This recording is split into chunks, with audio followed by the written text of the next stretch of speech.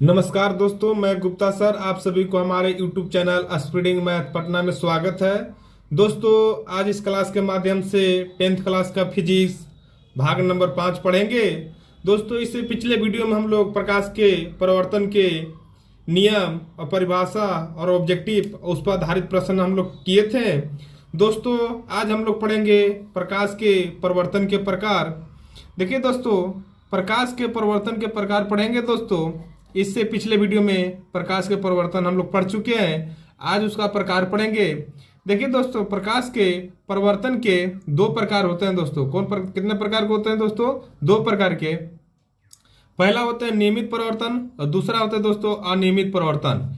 नियमित माने कोई फिक्स होगा, अनियमित में से देखिए फिक्स नहीं होगा। देखिए, नियमित परिवर्तन और अनियमित परिवर्तन किसे कहते हैं? देखिए दोस्तों, नियमित परिवर्तन इस प्रकार के परिवर्तन चिकने सतह से होता है। किसे होता है? चिकने सतह से होता है तथा आपतित किरणें के पश्चात समांतर ही रहती है, उसे ही नियमित परिवर्तन कहते हैं। बोला दोस्तों कि जो हमेशा जो वस्तु है, जो यानी चिकनी सतह होना चाहिए। कैसा होना चाहिए दोस्तों? चिकनी सतह, यानी इसका सरफेस कैसा होना? चिकनी। और जो आपतित किरण अगर समांतर आता है, तो परावर्तित किरण क्या होगा? समांतर भी जाएगा। दोस्तों देखिए दोस्तों, ये आपतित किरण है, ये देखिए ई लाइन और ई लाइन देखिए तो समांतर है ना दोस्तों। समांतर है तो बैक भी जो परावर्तित होगा भी वो समांतर ही होगा। पसंद में देखिए यहाँ सब लाइन समांतर दिखाई दे रहा है। देखिए दोस्तों, अब यहाँ जा रहा है भी है, ये देखिए समांतर दिखाई दे रहा है, यानी समान दूरी पर। देखिए समान दूरी पर है तो यहाँ भी समान दूरी पर है। तो नियमित परिवर्तन में समझ में आ गया कि आपतित किरण समांतर आएगा और परावर्तित किरण समांतर जाएगा। अब दोस्तों अनियमित परिवर्तन में इसका जस्ट उल्टा होगा। देखिए, अनियमित परिवर्तन में करा है कि इस तरह का परिवर्तन खुरदुरे सतह से होता है। ये देखिए, इसका सतह होगा ना दोस्तों, हमेशा खुरदुरा सतह होगा, जिससे चिकनी नहीं रहेगा, खुरदुरा रहेगा होता है। अब परिवर्तन के पश्चात आपकी समांतर किरणें समांतर नहीं जाती है। देखिए दोस्तों, अगर मान लो समांतर आ गया भी तो समांतर दोस्तों बैक में नहीं होगा। अगर आने के लिए समांतर हो सकता है, क्योंकि लाइट मारेंगे एक जगह समांतर तो आ सकता है, बट यहाँ से जो परावर्तित किरण रिफ्लेक्ट होगा यानी बैक होगा, यानी पीछे की ओर जाएगा दोस्तों, तो समांतर नहीं जाएगा। देखिए यहाँ से आया तो ये ऐसे मुड़ गया, ये ऐसे आया देखिए ऐसे चल गया, ये ऐसे आया तो यहाँ ऐसे हो गया, ये ऐसे आया तो यहाँ सो गया। यानी कोई इसका फिक्स नहीं होगा दोस्तों। ये आपतित किरण समांतर आ सकता है बट परावर्तित किरण समांतर नहीं जाएगा, वो अनियमित परिवर्तन कहते हैं। दोस्तों बोलेगा कि प्रकाश के परिवर्तन के कितने प्रकार होते हैं दोस्तों? तो दो प्रकार, नियमित परिवर्तन और अनियमित परिवर्तन। चलिए दोस्तों हम लोग आगे देखते हैं। देखिए आगे हम लोग पढ़ेंगे दर्पण के प्रकार। दोस्तों देखिए दोस्तों, पढ़ेंगे दर्पण। देखिए दोस्तों, दर्पण पढ़ेंगे। दर्पण आप लोग तो नाम सुने होंगे, दर्पण है। देखिए, अब दर्पण को दो भागों में बांटा गया दोस्तों, समतल दर्पण और गोलीय दर्पण। समतल दर्पण और गोलीय दर्पण। देखिए दोस्तों, समतल यानी देखिएगा प्लेन यानी समतल रहेगा दोस्तों, और गोलीय दर्पण यानी गेंदा का समान रहेगा दर्पण। यहाँ समझ में आ गया समतल दर्पण और गोलीय दर्पण। अब गोलीय दर्पण को दो भागों में बांटा गया है, अवतल दर्पण, उत्तल दर्पण। गोलीय दर्पण को कितना भाग बांटा गया? अवतल दर्पण, उत्तल दर्पण, दो प्रकार के। देखिए, कोई आपसे पूछे कि दर्पण को कितना प्रकार होता है तो बोलिएगा कि दो, समतल और गोलीय। अगर बोल दे कि गोलीय दर्पण कितने प्रकार का होता है तो बोलना होगा दो, अवतल और उत्तल। चलिए बारीकी से पढ़ते हैं कि समतल दर्पण पहले पढ़ेंगे। समतल दर्पण किसे कहते हैं? देखिए, समतल दर्पण आप तो नाम सुने होंगे, जो आप लोग घर में ऐनक यूज करते हैं यानी जो दर्पण यूज करते हैं वो आपका समतल दर्पण ही होता है। ठीक है दोस्तों, चलिए कह रहा है कि इसका परावर्तक पृष्ठ सीधा तथा सपाट होता है। दोस्तों क्या बोल रहा है? इसका जो परावर्तक पृष्ठ है ना दोस्तों, सीधा पृष्ठ है, सीधा तथा सपाट होता है। मान लेते हैं दोस्तों ई है तो एकदम हमेशा सीधा और सपाट होना चाहिए। तो ये हमेशा क्या है दोस्तों? समतल दर्पण। जो ऐनक देखते हैं ना चेहरा, वो आपका समतल दर्पण का उदाहरण है। जो चेहरा देखते हैं वो होता है यानी परावर्तक सतह, और जो बैक एक पीछे हुआ क्या रहता है, पेंट किया हुआ रहता है, वो बताएंगे दोस्तों। तो इसका परावर्तक सतह पृष्ठ सीधा तथा सपाट होता है। या ऐसा भी बोल सकते हैं कि ऐसा दर्पण जिसका परावर्तक पृष्ठ समतल हो उसे समतल दर्पण कहते हैं। और दोनों में से जो परिभाषा अच्छा लगे तो याद कर लीजिएगा दोस्तों। क्या इसका पृष्ठ सीधा तथा सपाट होता है, या ऐसा दर्पण जिसका परावर्तक पृष्ठ समतल हो, या उसे समतल दर्पण कहते हैं। देखिए दोस्तों, यहाँ पर मान लेते हैं कि ये आपका समतल दर्पण दिए दर्पण है, इस सामने का भाग है, जो ये सामने का भाग है जो परावर्तक पृष्ठ है, और जो पीछे वाला भाग है ना दोस्तों, पीछे वाला यानी क्या है, पेंट किया हुआ है, पीछे का भाग है पॉलिश किया हुआ भाग। अगर दोस्तों पूछ ले कि पॉलिश किससे किया जाता है, तो ये चांदी से यानी सिल्वर से किया रहता है दोस्तों। अब बोलिएगा कि सिल्वर तो बहुत महंगा रहता है सर, बट उसका पॉलिश रहता है। बात समझ में आ गया होगा। चलिए, समतल दर्पण किसे कहते हैं, समतल दर्पण का फिगर तो देख लिए होंगे, इस तरह का रहता है, सपाट एकदम देखिए ना दोस्तों, यानी परावर्तक समतल है, इसका जो है परावर्तक सतह एकदम समतल है। अब बैक वाला देख लिए। अब पूछता है दोस्तों कि समतल दर्पण का बताइए उपयोग हम लोग कहाँ कहाँ करते हैं। दोस्तों इसका उपयोग घरों में चेहरा देखने के लिए किया जाता है। आप लोग तो रोज चेहरा देखते होंगे ऐनक में, जो ऐनक आप यूज करते हैं वो आपका समतल दर्पण होता है दोस्तों। बोल रहा है समतल दर्पण का उपयोग, इसका उपयोग घरों में चेहरा देखने के लिए किया जाता है। और दूसरा में क्या है, सैलून तथा ब्यूटी पार्लर में भी किया जाता है दोस्तों, सैलून तथा ब्यूटी पार्लर में भी किया जाता है समतल दर्पण का उपयोग। चलिए हम लोग आगे और कुछ पढ़ते हैं दोस्तों। आप देखिए, बोल रहा है दोस्तों कि समतल दर्पण द्वारा बने प्रतिबिंब की प्रकृति क्या होगा। देखिए दोस्तों, बोल रहा है समतल दर्पण द्वारा बने प्रतिबिंब। देखिए दोस्तों, समतल दर्पण पर भी प्रतिबिंब बनता है दोस्तों, यानी प्रतिबिंब जो आप ऐनक में देखते हैं, जो आपको पीछे चेहरा दिखाई देता है, उसी को प्रतिबिंब बोलते हैं दोस्तों। चेहरा यानी इमेज को बोलते हैं प्रतिबिंब। प्रतिबिंब दोस्तों, प्रतिबिंब पढ़ते हैं, प्रतिबिंब हमारा दो प्रकार का होता है, एक तो वास्तविक प्रतिबिंब, एक तो काल्पनिक प्रतिबिंब, सॉरी वास्तविक प्रतिबिंब, और दूसरा क्या होता है आभासी, यानी आभासी को क्या बोल सकते हैं, काल्पनिक। प्रतिबिंब कितना प्रकार का होता है दोस्तों, ये लिख देते हैं। पहला होता है आभासी, क्या होता है आभासी, आभासी को हम लोग काल्पनिक बोलेंगे। अब इसका बोलेंगे वास्तविक, क्या बोलेंगे दोस्तों, वास्तविक बोलेंगे। प्रतिबिंब दो प्रकार का होता है, आभासी और काल्पनिक। नेक्स्ट वीडियो में पढ़ाएंगे कि प्रतिबिंब क्या है, उसका प्रतिबिंब दोनों का प्रकार क्या है, दोनों का परिभाषा बता देंगे दोस्तों। अभी समझने के लिए इतने जानिए कि प्रतिबिंब को दो प्रकार होता है, आभासी और वास्तविक दोस्तों। तो वही बोल रहा है कि बताइए समतल दर्पण द्वारा बने प्रतिबिंब की प्रकृति, यानी जो प्रतिबिंब बनेगा आभासी बनेगा कि वास्तविक बनेगा दोस्तों, यही समतल दर्पण में पूछेगा कि बताइए कैसा बनता है, आभासी बनता है कि वास्तविक। यानी आभासी का मतलब होता है दोस्तों काल्पनिक, जो हम लोग चेहरा देखते हैं वो हमेशा काल्पनिक ही बनता है, यानी आभासी। देखिए फर्स्ट में बोला है कि इसके द्वारा बना प्रतिबिंब, यानी प्रतिबिंब जो चेहरा आभासी, आभासी का मतलब क्या, काल्पनिक तथा सीधा होता है दोस्तों। आप लोग जो मिरर में देखते होंगे चेहरा, तो हमेशा जो चेहरा यानी मिरर के पीछे जो दिखाई देगा वो हमेशा आभासी दिखाई देता है दोस्तों, ओरिजिनली में थोड़े रहता है, ओरिजिनली में तब आगे हैं। अब हमेशा क्या होता है, आभासी को काल्पनिक बोलते हैं, और हमेशा सीधा भी दिखाई देता है दोस्तों। अच्छा, बात के समझ में आ गया होगा। अब बोल रहा है कि प्रतिबिंब दर्पण के, अच्छा समझ में आ गया, इसके द्वारा बना प्रतिबिंब आभासी काल्पनिक तथा सीधा होता है दोस्तों। प्रतिबिंब दर्पण के पीछे उतनी ही दूरी पर बनता है जितनी दूरी पर बिंब वस्तु दर्पण के सामने रखा होता है दोस्तों।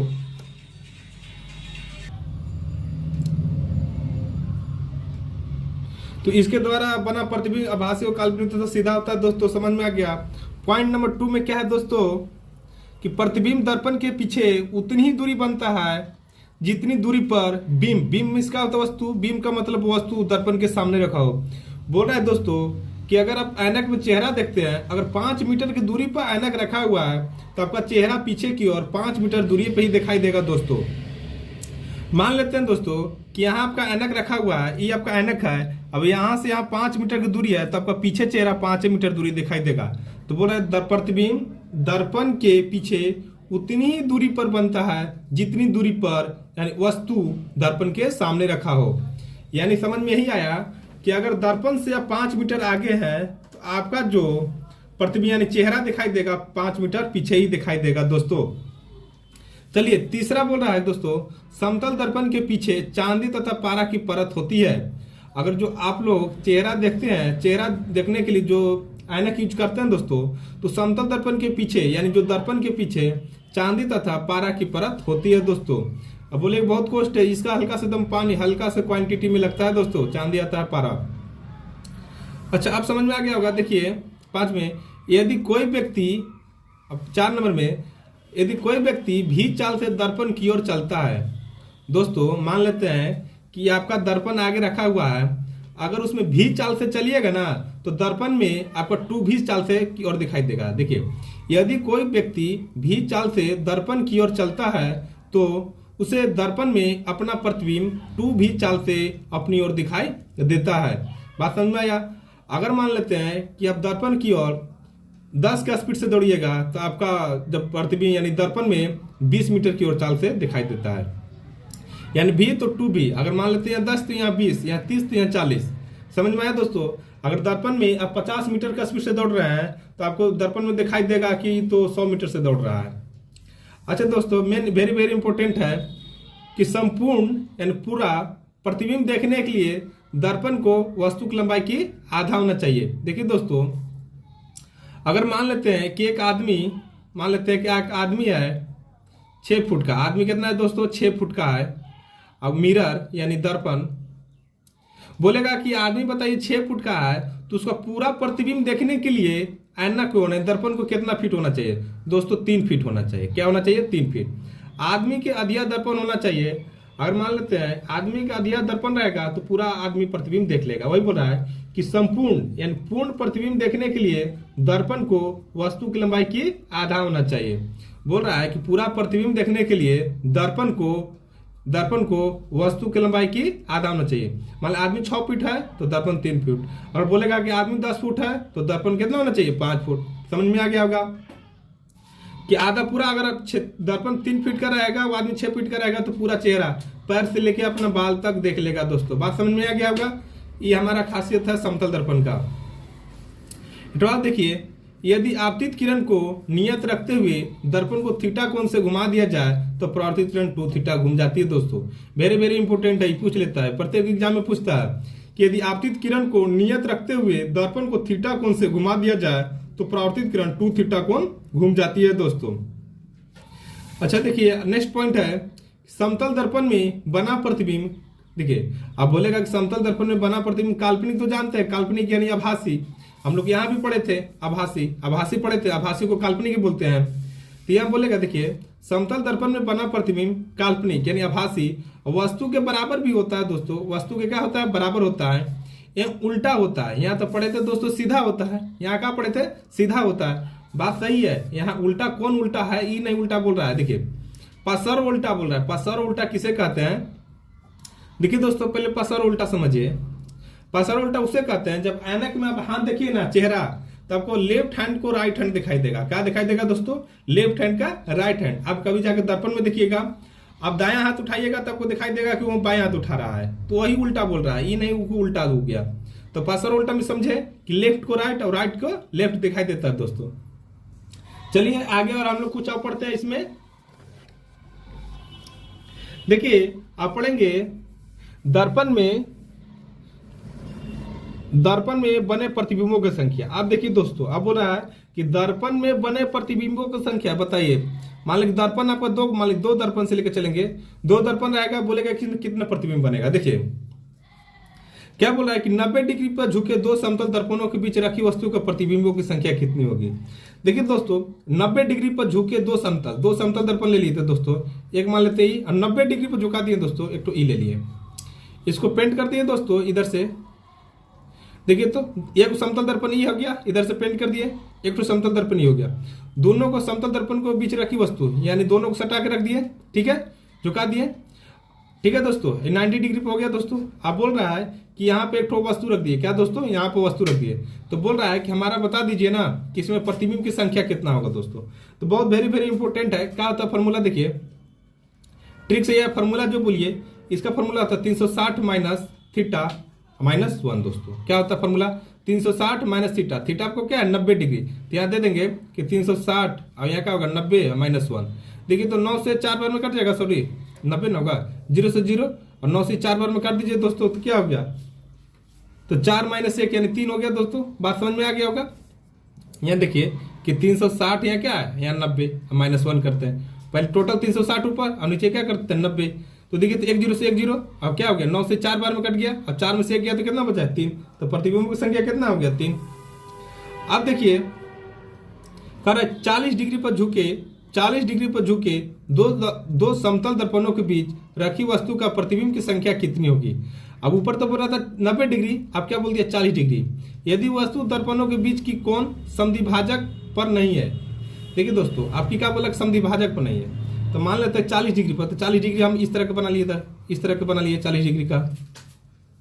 आप बोल रहे हैं ना कि अगर वस्तु को रखेंगे ना, अगर वस्तु को रखेंगे ना समद्विभाजक यानी बीचे बीच नहीं रखेंगे, कहाँ रखेंगे, बीचे बीच नहीं रखेंगे, कहीं भी रख देंगे, यहाँ भी रख देंगे, यहाँ रख देंगे, बीचे बीच यानी दोनों दर्पणों के बीच का कोण समद्विभाजक पर नहीं है, यानी समद्विभाजक जो यदि वस्तु दोनों दर्पणों के बीच के कोणों पर समद्विभाजक नहीं है यानी बीचे बीच नहीं है, कहीं भी रख सकते हैं दोस्तों।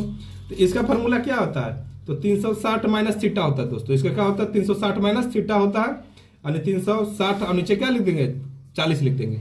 अब कट गया, अब 4 9 कितना हो गया 36, यानी कितना हो गया 9।